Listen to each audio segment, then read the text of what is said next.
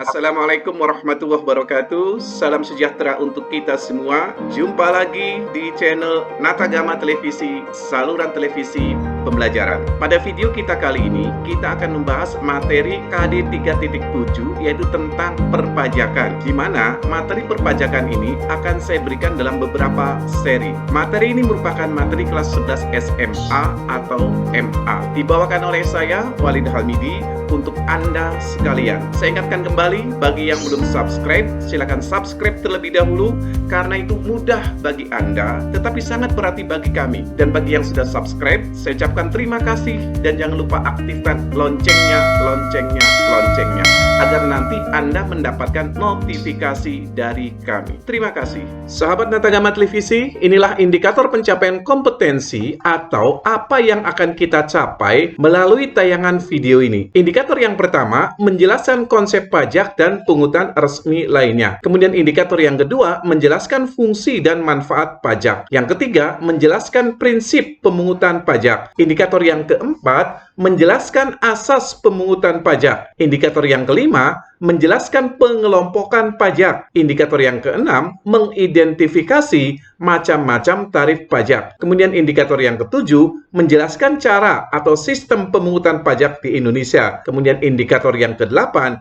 menjelaskan alur pemungutan pajak di Indonesia. Selamat menyaksikan tayangan video ini. Semoga Allah Subhanahu wa Ta'ala, Tuhan yang Maha Esa, memberikan kemudahan bagi kita semua dalam memahami materi ini. Kita akan masuk terlebih dahulu ke indikator pencapaian kompetensi yang pertama, yaitu kalian memahami definisi pajak. Pajak adalah kontribusi wajib kepada negara yang terutang oleh orang pribadi atau badan yang bersifat memaksa berdasarkan undang-undang dengan tidak mendapatkan imbalan secara langsung dan digunakan untuk keperluan negara bagi sebesar-besarnya kemakmuran rakyat. Inilah definisi pajak. Kita nanti akan mengenal pula istilah pajak daerah. Apa itu pajak daerah? Adalah kontribusi wajib kepada daerah yang terutang oleh orang pribadi atau badan yang bersifat memaksa berdasarkan undang-undang dengan tidak mendapatkan imbalan secara langsung dan digunakan untuk keperluan daerah bagi sebesar-besarnya kemakmuran rakyat. Jadi nanti ada istilah pajak yang dipungut oleh negara atau yang disebut sebagai pajak pusat, dan ada pajak yang dipungut oleh pemerintah daerah yang disebut sebagai pajak daerah. Oke, inilah definisi dari pajak. Masih dalam rangka memahami konsep pajak, maka kita akan mempelajari ada pungutan resmi lain yang dilakukan oleh pemerintah. Itu akan kita pelajari agar nanti kalian tidak salah membedakan mana pajak dan mana pungutan resmi lain yang dilakukan oleh pemerintah. Mari kita simak penjelasannya. Nah, selain melakukan pungutan berupa pajak, pemerintah, dalam hal ini pemerintah daerah, juga melakukan pungutan lain. Harus diingat bahwa pungutan yang dilakukan oleh pemerintah daerah ini sifatnya resmi. Apakah pungutan resmi tersebut? Mari kita simak penjelasannya. Ada gambar layanan Samsat yang menunjukkan layanan untuk memungut pajak. Kemudian di sini ada layanan parkir yang disediakan oleh pemerintah daerah. Terhadap layanan parkir yang disediakan oleh pemerintah daerah, maka Pemda akan memungut nih dari pengguna jasa parkir. Pungutan yang dilakukan oleh Pemda terhadap pengguna jasa parkir disebut restribusi. Dalam hal ini restribusi parkir. Jadi pungutan resmi tersebut adalah restribusi. Mari kita simak lebih lanjut tentang restribusi ini agar nanti kalian bisa membedakan mana pajak, mana restribusi. Nah, sebelum kita mempelajari lebih jauh perbedaan di antara pajak dan restribusi, kita pahami terlebih dahulu apa pengertian restribusi. Restribusi daerah yang selanjutnya disebut restribusi adalah pungutan daerah sebagai pembayaran atas jasa atau layanan pemberian izin tertentu yang khusus disediakan dan atau diberikan oleh pemerintah daerah untuk kepentingan orang pribadi atau badan. Nah, jadi sekali lagi restribusi di sini dilakukan oleh Pemda. Apa contoh restribusi? Contohnya adalah restribusi pelayanan kesehatan. Kalau misalnya kita menggunakan layanan kesehatan di puskesmas, kemudian kita membayar, maka itu termasuk kategori restribusi pelayanan kesehatan. Kemudian restribusi pelayanan persampahan atau kebersihan, restribusi pelayanan pendidikan, restribusi penggantian biaya cetak kartu tanda penduduk dan akta catatan sipil, restribusi pelayanan parkir di tepi jalan umum, restribusi izin mendirikan bangunan, dan sebagainya. Itulah pengertian restribusi dan contoh-contoh restribusi. Nah, setelah kita mempelajari apa definisi pajak dan definisi restribusi, sekarang saya sandingkan ini perbedaan antara pajak dan restribusi. Perbedaan yang pertama yaitu dari faktor ketetapannya. Jadi, pajak di sini ditetapkan dengan undang-undang. Artinya, dasar pengenaan pajak itu harus berdasarkan undang-undang. Undang-undang ini ditetapkan oleh DPR. Sedangkan restribusi itu ditetapkan cukup dengan peraturan daerah. Artinya di sini apa itu peraturan daerah? Ditetapkan cukup oleh DPRD, tidak perlu oleh DPR. Kemudian perbedaan yang kedua dari sisi pihak pemungut. Pajak itu dipungut oleh pemerintah pusat dan pemerintah daerah. Jadi baik pemerintah pusat dan pemerintah daerah memungut pajak. Kemudian restribusi itu hanya dipungut oleh pemerintah daerah. Artinya pemerintah pusat tidak melakukan pungutan restribusi. Kemudian perbedaan yang ketiga dari sifat pemungutannya. Pajak itu sifatnya wajib yang dapat dipaksakan ya. Kalau tidak membayar pajak, itu bisa dikenakan denda atau sanksi pidana. Sedangkan restribusi itu sifatnya tidak wajib. Artinya di sini maknanya hanya wajib secara ekonomi. Kalau nanti Anda tidak membayar restribusi, maka Anda tidak mendapatkan layanan ekonomi yang diberikan oleh penyedia. Cukup sampai di situ. Tidak ada sanksi. Nah, kemudian perbedaan yang keempat dari sisi imbalan atau balas jasa. Pajak tidak mendapatkan balas jasa secara langsung, tetapi berupa layanan umum yang nanti akan disediakan oleh pemerintah pusat ataupun Pemda. Sedangkan restribusi itu balas jasanya secara langsung. Anda membayar restribusi parkir, maka akan langsung mendapatkan layanan parkir. Anda membayar restribusi pelayanan kesehatan, maka Anda mendapatkan jasa layanan kesehatan. Jadi restribusi balas jasanya secara langsung. Demikianlah perbedaan antara pungutan pajak dan pungutan restribusi. Selanjutnya kita akan masuk ke indikator pencapaian kompetensi yang kedua, yaitu kalian memahami apa fungsi pajak. Nah, ada beberapa fungsi pajak. Fungsi yang pertama yaitu fungsi budgetair atau fungsi anggaran. Apa maksudnya fungsi anggaran? Maksudnya adalah pajak sebagai sumber dana atau penerimaan bagi pemerintah untuk membiayai pengeluaran-pengeluaran negara. Nah, di Indonesia sendiri, pajak itu merupakan penyumbang pendapatan negara terbesar. Kalau kita melihat infografis dari APBN tahun 2017, maka kita melihat di sini penerimaan negara dari sektor pajak itu 85,6%. Penyumbang terbesar dari penerimaan negara. Nah, penerimaan negara ini kemudian dipakai oleh pemerintah untuk membiayai pengeluaran-pengeluaran negara. Itulah maksud dari fungsi anggaran dari pajak. Selanjutnya kita akan membahas fungsi yang kedua dari pajak, yaitu fungsi reguler atau fungsi pengatur. Apa maksudnya fungsi reguler atau pengatur? Pajak sebagai alat untuk mengatur atau melaksanakan kebijakan pemerintah dalam bidang sosial maupun bidang ekonomi. Contohnya, seperti pajak dengan tarif tinggi dikenakan untuk minuman keras. Hal ini berfungsi untuk mengurangi konsumsi minuman keras. Nah, ini fungsi mengatur dalam bidang sosial. Contoh yang lainnya, tarif pajak untuk ekspor sebesar 0%. Tujuannya apa? Untuk mendorong ekspor produk Indonesia di pasar dunia atau internasional. Nah, itulah fungsi reguler atau pengatur dari pajak. Kemudian fungsi yang ketiga adalah fungsi stabilitas. Ini perhatikan betul nih, hampir mirip dengan fungsi reguler. Apa maksudnya fungsi stabilitas? Pajak di sini memiliki fungsi di mana ia memiliki peranan penting dalam menentukan kestabilan ekonomi suatu negara. Di mana nih bedanya dengan fungsi mengatur atau fungsi reguler? Pada fungsi reguler, pajak ditujukan untuk mencapai tujuan tertentu, baik tujuan sosial maupun tujuan di bidang ekonomi. Nah, sedangkan dalam fungsi stabilitas, pajak ini memiliki fungsi menstabilkan sesuatu yang tidak stabil dalam bidang ekonomi. Jadi bedanya di situ. Fungsi pengatur dalam rangka mencapai tujuan tertentu, fungsi stabilitas dalam rangka menstabilkan sesuatu yang tidak stabil. Misalnya, pajak dapat digunakan oleh pemerintah untuk mengatasi inflasi. Ini menunjukkan ada kondisi yang tidak stabil yang harus diatasi, atau mengatasi deflasi. Maka bagaimana nih misalnya terjadi inflasi atau deflasi? Pemerintah ini dapat membuat atau mengeluarkan kebijakan perpajakan yang sesuai untuk mengatasi permasalahan yang ada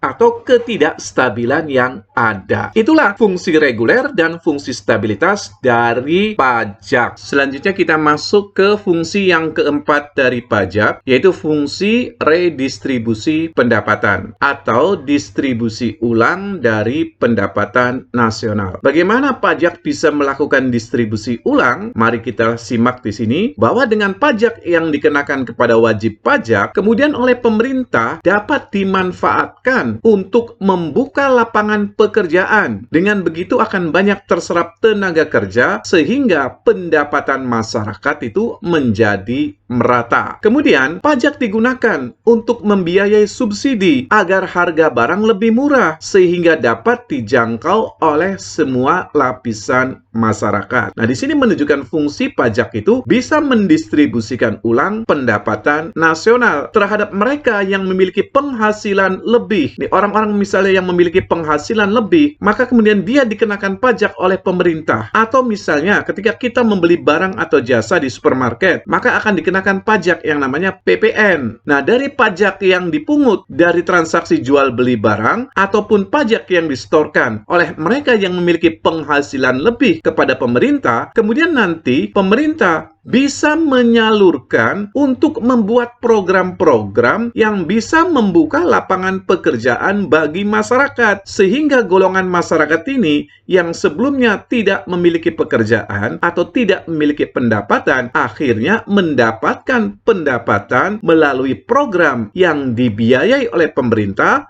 yang berasal dari uang pajak. Kemudian bisa pula nanti pemerintah di sini menyalurkan pajak yang diterima itu dalam bentuk subsidi untuk bahan bakar, harga tiket kendaraan umum, sehingga barang-barang tersebut menjadi lebih murah dan dapat dijangkau oleh semua lapisan masyarakat. Demikianlah fungsi pajak sebagai fungsi redistribusi pendapatan. Selanjutnya kita akan masuk ke indikator pencapaian kompetensi yang ketiga. Kita akan mempelajari prinsip dalam pemungutan pajak. Nah, menurut Adam Smith, ada beberapa prinsip pemungutan pajak. Pertama, prinsip keadilan atau equity. Kemudian prinsip kepastian, prinsip kesenangan, dan prinsip ekonomi. Selanjutnya, mari kita kupas satu persatu dari prinsip-prinsip pemungutan pajak ini. Baik, kita akan mulai dari prinsip yang pertama dari pemungutan pajak, yaitu prinsip keadilan. Nah, berdasarkan prinsip keadilan, artinya dalam pemungutan pajak itu harus memperhatikan keadilan, baik keadilan horizontal maupun keadilan vertikal. Keadilan horizontal artinya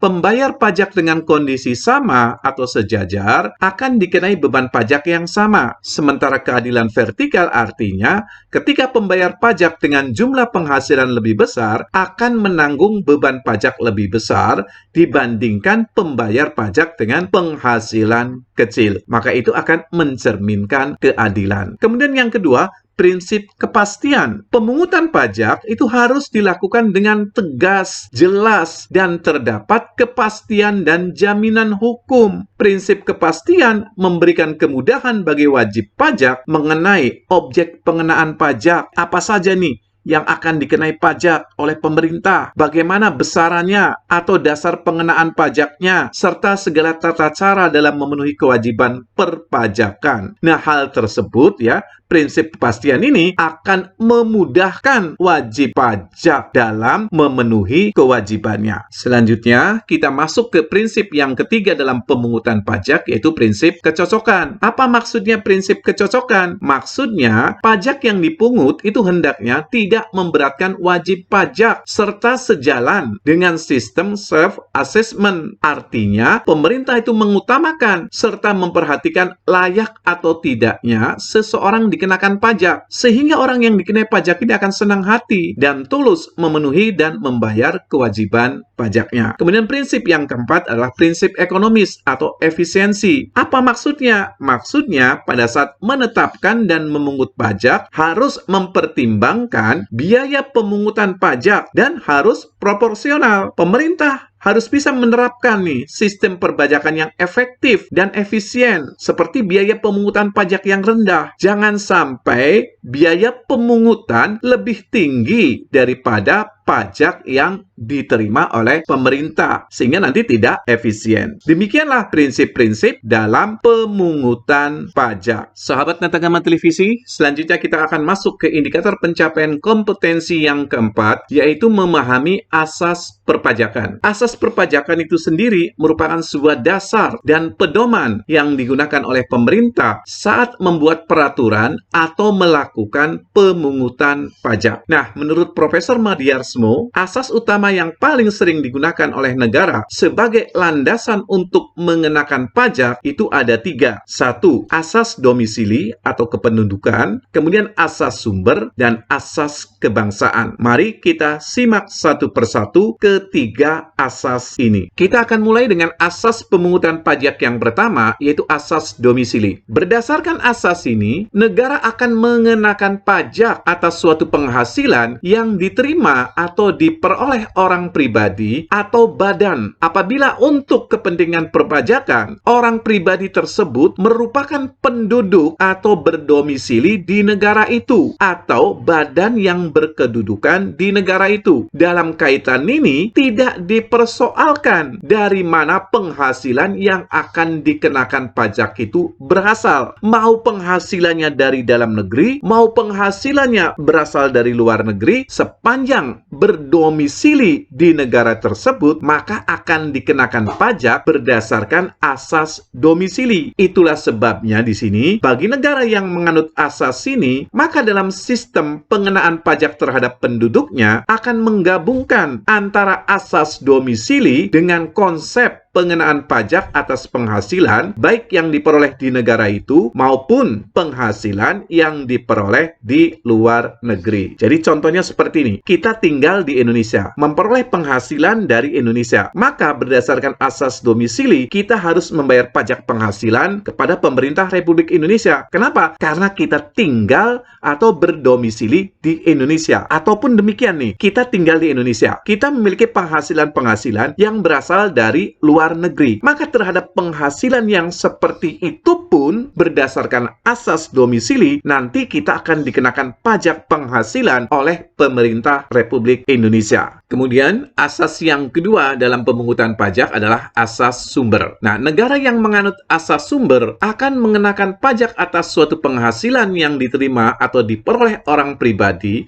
atau badan hanya apabila penghasilan yang akan dikenakan pajak itu diperoleh atau diterima oleh orang pribadi atau badan yang bersangkutan dari sumber-sumber yang berada di negara itu. Dalam asas ini tidak menjadi persoalan mengenai siapa, apa status dari orang atau badan yang memperoleh penghasilan tersebut, sebab yang menjadi landasan pengenaan pajak adalah objek pajak yang timbul atau berasal dari negara itu. Jadi misalnya begini, saya contohkan, ada perusahaan asing yang beroperasi di Indonesia. Maka atas keuntungan atau atas penghasilan yang didapat oleh perusahaan asing yang bersumber dari Indonesia itu akan dikenakan pajak penghasilan berdasarkan asas sumber. Selanjutnya, asas yang ketiga dalam pemungutan pajak adalah asas kebangsaan atau nasionalitas atau kewarganegaraan. Nah, dalam asas ini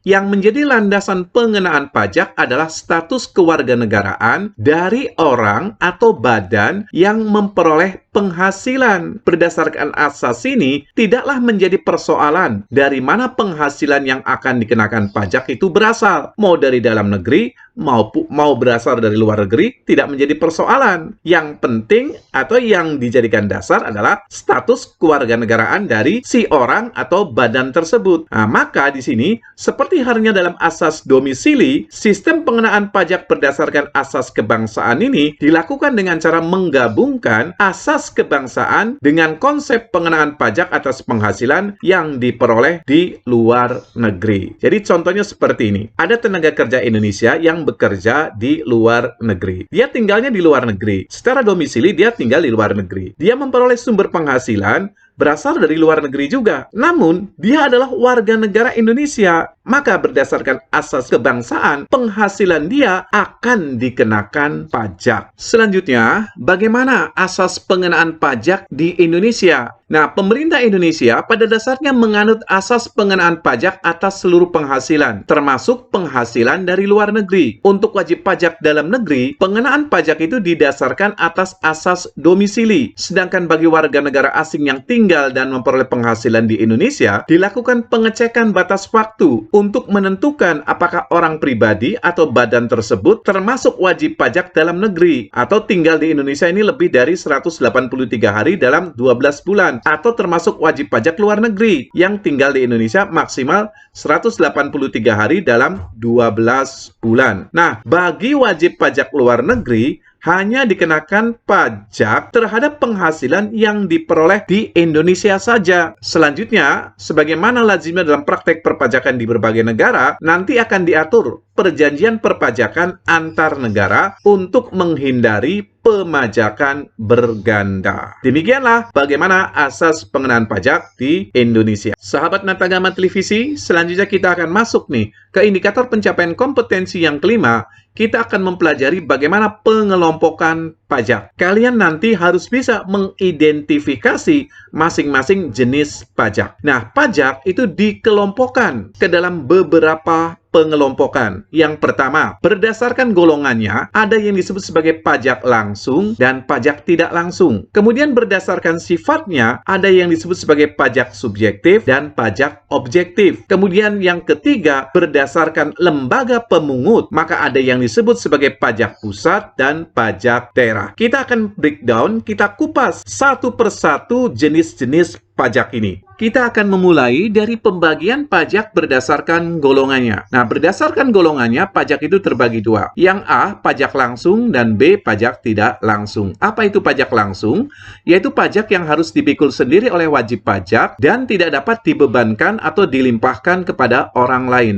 Artinya, beban pajaknya itu tidak bisa berpindah-pindah kepada pihak lain. Nah, contoh pajak langsung adalah pajak penghasilan, di mana beban atas pajak penghasilan harus ditanggung oleh si wajib pajak itu sendiri. Tidak bisa kemudian beban pajak penghasilan ini berpindah kepada orang lain. Nah, ciri dari pajak langsung antara lain adalah memiliki surat ketetapan pajak. Jadi ada pemberitahuan atau ada surat yang menyatakan besaran pajak yang harus dibayar, siapa yang harus membayar. Nah, kita tidak bisa kemudian memindahkan beban tersebut kepada pihak lain. Yang harus membayar adalah wajib pajak yang ada dalam surat ketetapan pajak tersebut. Itulah pajak langsung. Kemudian yang B, pajak tidak langsung. Apa itu pajak tidak langsung? Yaitu pajak yang beban pajaknya dapat dibebankan atau dilimpahkan kepada orang lain. Maksudnya, beban pajak tersebut dapat berpindah-pindah kepada pihak lain. Contohnya adalah pajak pertambahan nilai atau PPN. Jadi kalau kita membeli barang, nanti kita akan dikenakan pajak yang namanya pajak pertambahan nilai. Siapa yang membayar PPN? Yang membayar adalah orang yang membeli. Kalau kita yang membeli, berarti kita yang membayar PPN tersebut. Kalau orang lain yang beli, maka orang lain yang membayar PPN tersebut. Artinya, beban atas pajak pertambahan nilai itu bisa berpindah-pindah kepada siapa saja, tergantung siapa yang membeli barang tersebut. Itulah ciri dari pajak tidak langsung. langsung. Kemudian yang kedua, kita akan melakukan pembagian pajak berdasarkan sifatnya. Maka pajak di sini dibedakan menjadi pajak subjektif dan pajak objektif. Apa itu pajak subjektif? Yaitu pajak yang berpangkal atau berdasarkan pada subjeknya. Artinya di sini dalam pemungutannya itu memperhatikan keadaan dari wajib pajak. Contohnya di sini adalah pajak penghasilan. Dalam pemungutan pajak penghasilan itu memperhatikan keadaan dari wajib pajak. Berapa besar penghasilan wajib pajak? Apakah dia jomblo atau punya istri? Berapa jumlah anaknya? Siapa lagi yang ditanggung oleh si wajib pajak? Itu memperhatikan betul keadaan dari wajib pajak. Maka pajak penghasilan masuk dalam kategori pajak subjektif. Kemudian yang B, pajak objektif, yaitu pajak yang berpangkal pada objeknya tanpa memperhatikan keadaan dari wajib pajak. Contohnya, pajak pertambahan nilai. Ketika Anda membeli barang nih, kemudian dikenakan pajak PPN oleh pemerintah atau pajak pertambahan nilai, itu pemerintah tidak memperhatikan apakah Anda lagi bokek atau tidak, apakah uangnya pas-pasan atau tidak. Kalau Anda beli barang itu, ya harus bayar PPN. Jadi tidak memperhatikan kondisi wajib pajak. Atau pajak kendaraan bermotor nih, tidak memperhatikan bagaimana kondisi wajib pajak. Apakah ketika jatuh tempo membayar pajak kendaraan bermotor, dia lagi bokek, nggak punya duit, itu nggak dilihat oleh pemerintah. Yang penting Anda harus bayar pajak kendaraan bermotor. Maka yang seperti itu masuk kategori pajak objektif. Paham perbedaannya? Kita lanjutkan. Selanjutnya, pembagian pajak berikutnya yaitu berdasarkan lembaga pemungutnya atau siapa yang memungut pajak tersebut. Maka pajak itu terbagi dua, satu pajak pusat, yaitu pajak yang dipungut oleh pemerintah pusat dan digunakan untuk membiayai rumah tangga negara. Contohnya adalah pajak penghasilan, PPN. Ini dipungut oleh pemerintah pusat, akan menjadi penerimaan dari pemerintah pusat. Kemudian pajak daerah, yaitu pajak yang dipungut oleh pemerintah daerah dan digunakan untuk membiayai rumah tangga daerah. Contohnya PBB, pajak kendaraan bermotor. Itu adalah contoh pajak daerah. Pajak yang dipungut oleh Pemda dan hasilnya akan masuk ke dalam kas Pemda. Itulah pembagian pajak berdasarkan lembaga pemungutnya. Sahabat Natagama Televisi, selanjutnya kita akan masuk ke indikator pencapaian kompetensi yang keenam. Kita akan memahami apa itu tarif pajak dan berbagai bentuk tarif pajak. Apa sih tarif pajak itu? Tarif pajak adalah ketentuan besar kecilnya pajak yang harus dibayar oleh wajib pajak terhadap objek pajak yang menjadi tanggungannya. Nah, ada beberapa bentuk tarif pajak. Yang pertama, tarif pajak progresif. Apa itu tarif pajak progresif? Adalah tarif pajak yang makin naik seiring naiknya nilai dari objek pajak. Contohnya adalah pada tarif pajak penghasilan. Semakin tinggi penghasilan seseorang, maka tarif yang akan dikenakan terhadap penghasilan tersebut akan makin tinggi pula. Nah, contoh yang lain itu pada pajak kendaraan bermotor. Misalnya kita memiliki 2 buah sepeda motor, maka tarif pajak untuk motor yang pertama itu akan lebih kecil dibandingkan dengan tarif pajak yang akan dikenakan pada motor yang kedua. Yang seperti itu berarti tarif progresif. Kemudian tarif yang kedua adalah tarif degresif. Adalah tarif pajak yang turun seiring naiknya nilai dari objek pajak. Jadi kebalikan dari progresif di sini. Nah, tarif pajak ini tidak digunakan dalam praktik perundang-undangan pajak di Indonesia. Kemudian tarif yang ketiga adalah tarif pajak proporsional. Merupakan tarif yang persentasenya tetap meski terjadi perubahan terhadap dasar pengenaan pajak. Seberapa besar jumlah objek pajak yang dikenakan, persentasenya akan tetap. Contoh pajak yang menggunakan tarif proporsional adalah pajak pertambahan nilai, di mana tarifnya adalah 10%.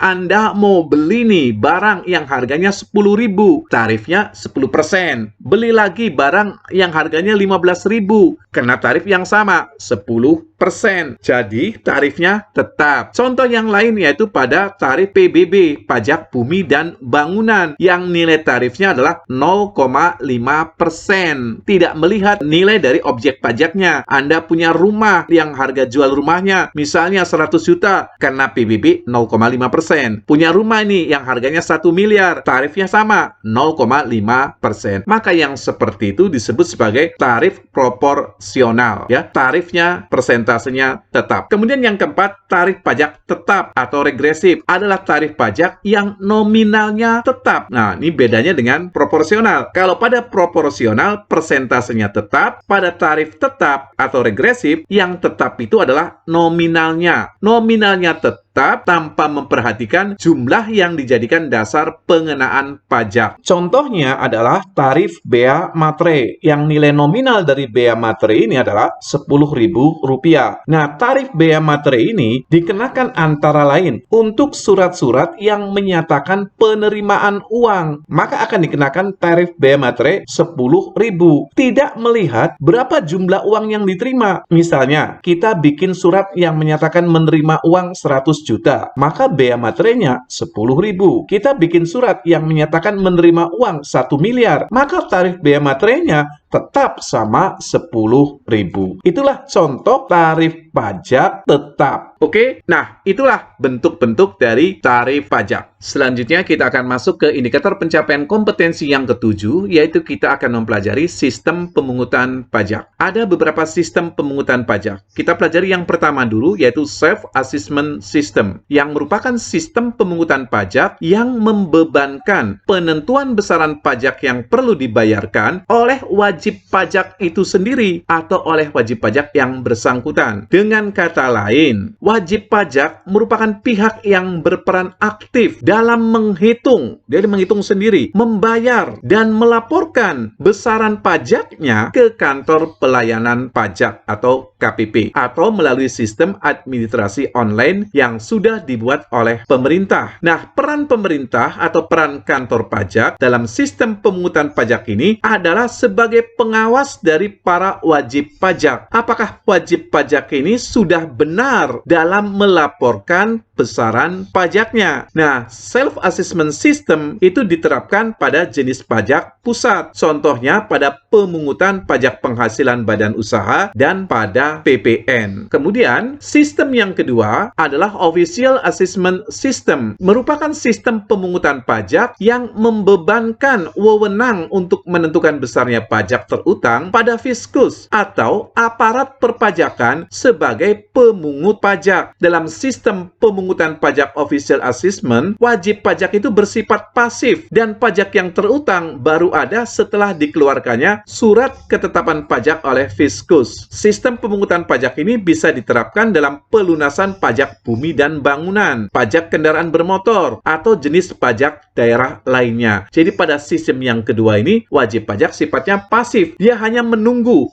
surat pemberitahuan tentang besaran pajak yang harus dibayarkan. Dia tidak tahu itu bagaimana cara menghitungnya. Itu urusan kantor pajak. Dia tinggal membayar. Itu yang membedakan dengan sistem yang pertama tadi. Kemudian, sistem yang ketiga yaitu withholding system. Maksudnya apa? Pada sistem ini, besarnya pajak dihitung oleh pihak ketiga yang bukan wajib pajak dan juga bukan aparat pajak. Contoh withholding system adalah pajak penghasilan untuk karyawan, di mana pemotongan penghasilan karyawan yang dilakukan oleh bendahara instansi terkait. Artinya di sini perhitungan pajaknya itu dilakukan oleh bendahara di mana karyawan tersebut bekerja. Jadi karyawan di sini tidak perlu lagi menghitung besaran pajak yang harus dibayar dan tidak perlu dia pergi ke kantor KPP untuk membayarkan pajak tersebut. Selanjutnya kita akan masuk ke indikator pencapaian kompetensi yang ke-8, yaitu kita memahami bagaimana alur pemungutan pajak di Indonesia. Kita mulai dari yang sebelah kiri di sini. Wajib pajak yang memenuhi syarat subjektif dan syarat objektif itu mendaftarkan diri bisa secara online melalui www.pajak.go.id atau mendaftarkan diri langsung ke kantor pelayanan pajak. Kemudian si wajib pajak ini melakukan pengisian SPT. Wajib pajak wajib menghitung sendiri pajaknya. Setelah itu kemudian wajib pajak melakukan pembayaran ke bank atau kantor pos. Uang yang sudah disetorkan oleh wajib pajak ini nanti akan masuk ke kas negara. Apabila nanti telah disepakati oleh DPR dan pemerintah, maka uang pajak ini akan masuk dalam komponen APBN. Nah, setelah wajib pajak ini membayar ke kantor pos atau bank, maka dia akan mendapatkan surat setor pajak, ya, di mana lembar ketiga berserta SPT itu harus disampaikan ke kantor pelayanan pajak. Bisa melalui Dropbox, bisa melalui via pos, ataupun melalui e-filing. Nah, setelah itu nanti si wajib pajak akan mendapatkan tanda terima penyampaian SPT. Demikianlah alur pendek pemungutan pajak di Indonesia. Terima kasih Anda sudah menonton tayangan video kami. Jangan lupa berikan like untuk video ini. Jika masih ada pertanyaan, saran, silakan tuliskan di kolom komentar. Dan jika Anda menganggap tayangan ini menarik dan bermanfaat bagi orang lain, silakan share. Saya ucapkan terima kasih bagi yang sudah subscribe. Jangan lupa aktifkan loncengnya. Wassalamualaikum warahmatullahi wabarakatuh. Sampai jumpa kembali di channel Natagama Televisi.